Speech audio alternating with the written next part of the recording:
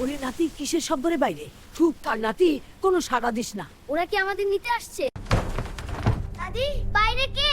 কে ওখানে? থামো। দরজা খোল। আমি পথ হারিয়েছি, কিন্তু বুড়িমা বুঝতে পারলো কিছু একটা ঠিক নেই। দাদি, ওটা মানুষ না। বুড়িমা বুঝতে পারলো ওটা আসলে একটা ভয়ঙ্কর বাঘ। বাঘটা খাবারের খোঁজে এসেছে। ভয় পাস না, আমি একটা উপায় বের করছি।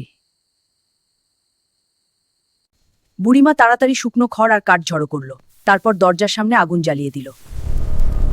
আগুনের আলো দেখে বাঘটা ভয় পেয়ে পিছিয়ে গেল, কারণ বাঘ আগুনকে ভয় পায়।